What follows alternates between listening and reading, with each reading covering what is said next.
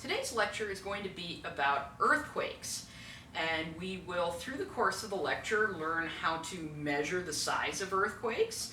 We will learn why they happen, where they happen, why they don't happen everywhere, how to measure the strength of them, the damage caused, where they're located, and we're going to take a look at some of the other hazards that are created by earthquakes.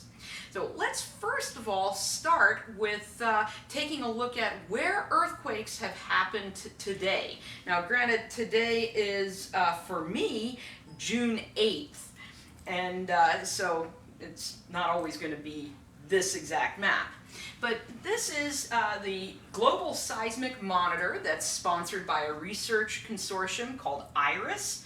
You can get to it by going to www.iris.edu, and then you will get this seismic monitor.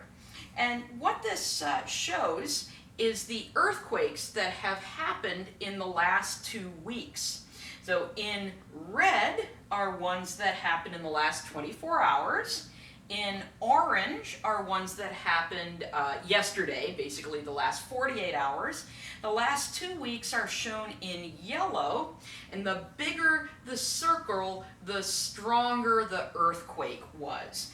And this is, for me, this is kind of interesting because there's not any huge earthquakes that I can see, but this is kind of typical. Not really that much more or less than normal.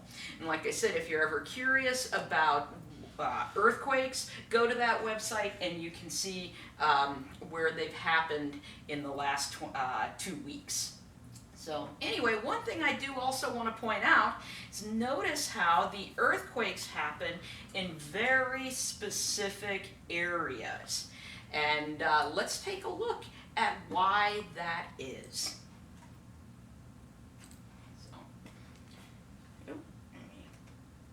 Alright, so here's our seismic hazard map. In red are places that are going to be a higher seismic hazard or earthquake hazard. Anytime you see the word seismic, that is related to earthquakes. The Greek root word seismos means to shake. And so seismic, seismogram, seismometer, seismologist, all of those are related to earthquakes, right, to the shaking.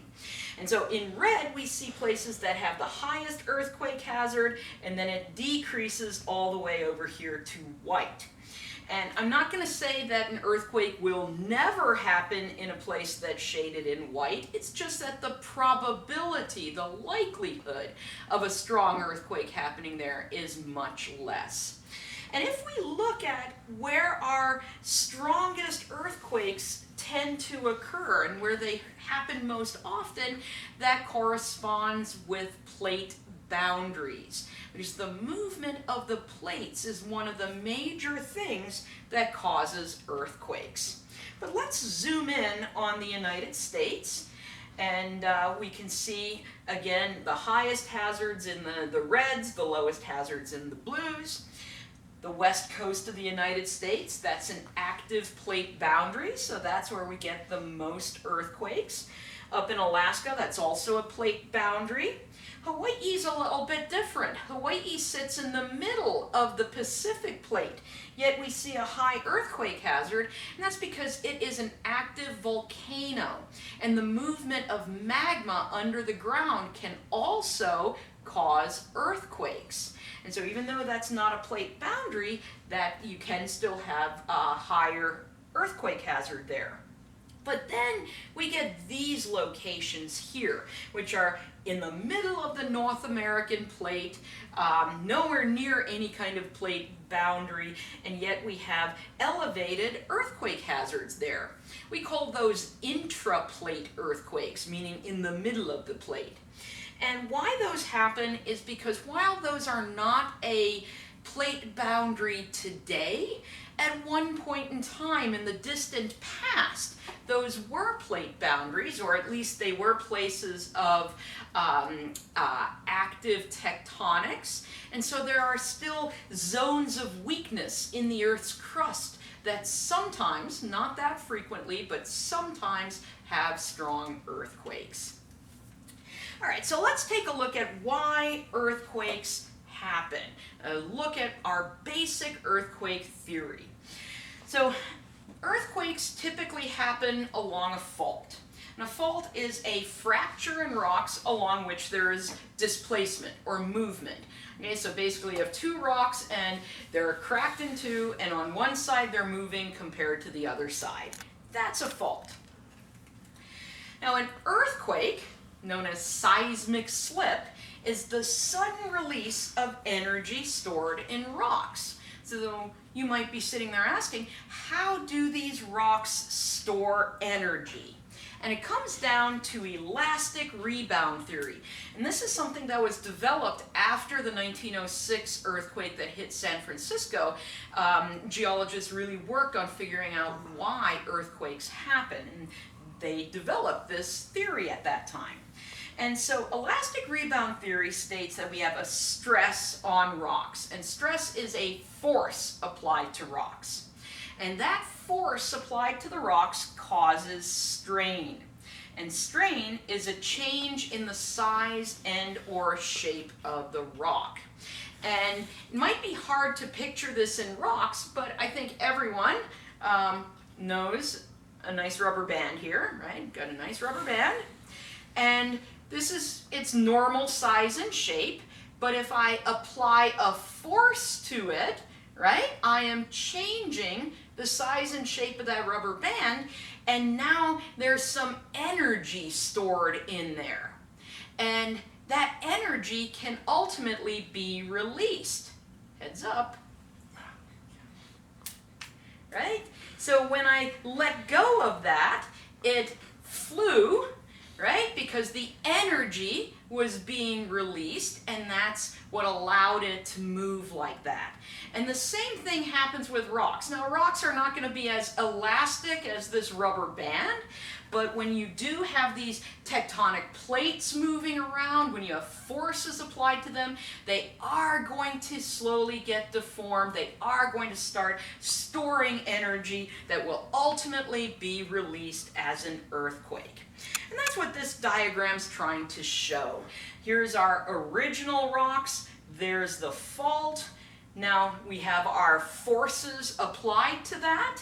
And so the rocks are getting bent and deformed, and eventually they're going to rupture, which is basically the release of that energy, and they get back to their original size and shape after releasing that energy. And that's elastic rebound. Now, what we are seeing right here, this is in San Francisco, or somewhere around San Francisco, and notice how these bricks are a little bit bent. And that's because this is built right across a fault where we have this slow movement of the fault that is deforming the rocks and thus the bricks right there. So then that leads us to ask the question, well, what causes stress on rocks? If stress is what deforms the rock that ultimately leads to the earthquake, what causes stress on rocks and thus causes earthquakes? Well, the big one is plate movement, right? As those giant tectonic plates are slowly moving and shifting around on Earth's surface, you know, they'll catch against each other and bend and deform each other a little bit, building up that stored energy in those rocks. But we can also have explosives, especially like big massive explosions are going to cause earthquake waves. One of the ways people knew that or know that nuclear testing is going on is because when you test a nuclear weapon, it creates seismic waves that can be recorded all over the world. Fluid injection can cause earthquakes. So fluid injection, oftentimes a way to get rid of hazardous waste or really nasty waste is to drill a deep well, a deep hole, and then force the nasty fluids, the hazardous or toxic fluids, deep underground into those rocks. Well, I just said we are forcing them into the rocks, right? So that's going to create our strain, our deformation on the rocks, and ultimately can lead to earthquakes. And one of the classic examples that's being used of that goes back to the Rocky Mountain Arsenal back in the 1960s. What we're looking at here on the top is fluid that was injected underground. The higher the bar, the more fluid that was injected. And then down here, we're seeing the number of earthquakes that were occurring. And we can see lots of fluid injected, lots of earthquakes. Stopped injecting, right? Less earthquakes. More injection, more earthquakes. And so when you have places where there's lots of this disposal of fluids underground, you can end up basically triggering earthquakes. And that is a reason why in some places where they have to get rid of fracking fluid, that you will have an increase in earthquakes in places, in parts of Oklahoma and parts of Texas, and actually some other states that didn't have a lot of earthquakes before had more when they started disposing of those fluids deep underground. All right, another reason why you can have earthquakes is glacial rebound. So glaciers are these big, thick masses of ice, and they weigh a lot, right? 1 gallon of water weighs a bit over 8 pounds. Now imagine you have a piece of ice that's 3 or 4 kilometers thick, right? That's going to be a lot of weight on Earth's crust. And remember that gooey asthenosphere underneath Earth's lithosphere? Well, if we have a whole lot of weight on the lithosphere, like that glacier, it actually pushes the lithosphere down into the gooey asthenosphere. But if that ice melts, there's nothing pushing it down anymore, so the lithosphere will start rising back up. That's called glacial rebound, where that lithosphere rises after the glaciers go away. And this movement can actually trigger earthquakes in some places.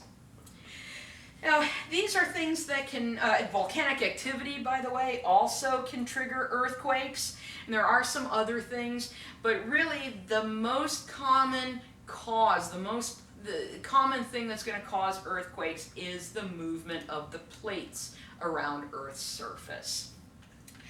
All right, so seismology. Seismology is the study of earthquake waves, right? I already said seismos means shaking, ology is study, so it's actually kind of the study of shaking. Well, it's the study of earthquake waves.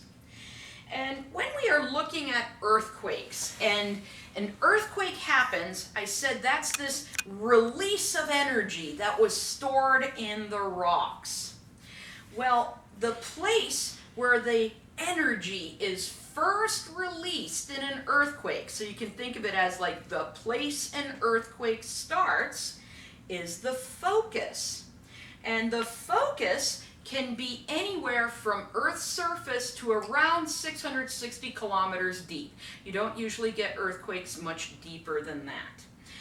Now, you've probably heard more commonly the term epicenter. Well, the epicenter is the point on Earth's surface directly above the focus. So what we're looking at in this diagram here, faults are three-dimensional surfaces, right? They're not just a line on a map, they go underground. So here's the fault on Earth's surface, but there it is underground. And so in this case, the first release of energy in the earthquake was right there, so that's the focus. And then right above it on Earth's surface, that's going to be the epicenter. Now, when the earthquake occurs, the way this energy is released is in the form of waves. And 4 different earthquake waves are released. 2 of them are body waves. Body waves will travel all the way through the center of the Earth. And, right, they go through the Earth's body. And then there's also what are called surface waves. And surface waves basically stick around Earth's surface and can travel all the way around the surface. So let's look at these body waves first, these ones that go through the planet. There are what are called primary waves. And primary waves are abbreviated P waves.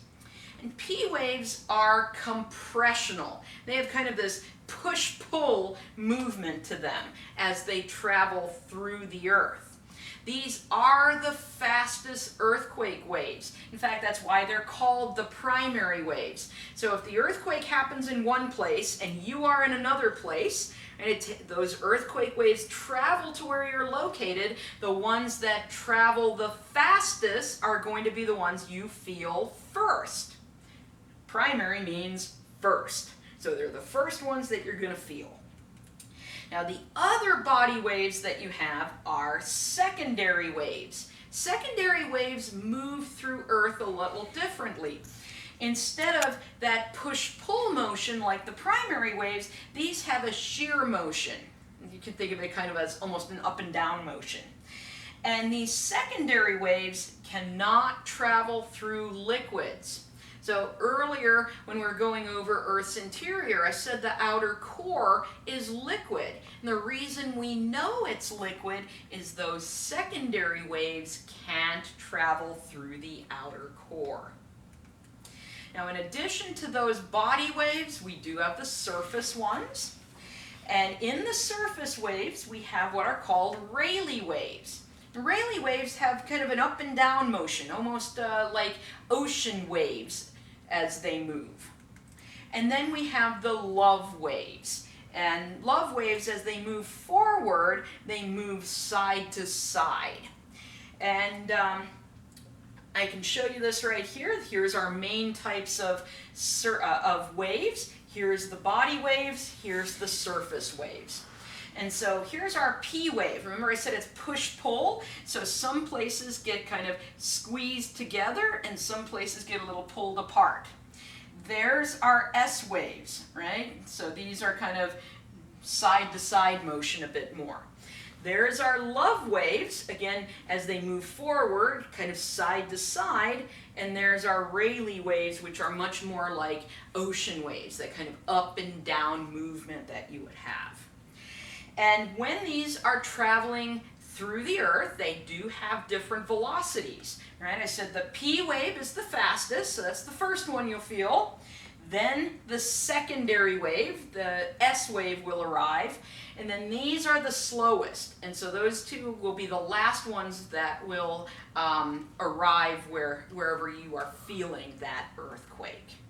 And that's what we can see right here. This is a seismograph from an actual earthquake.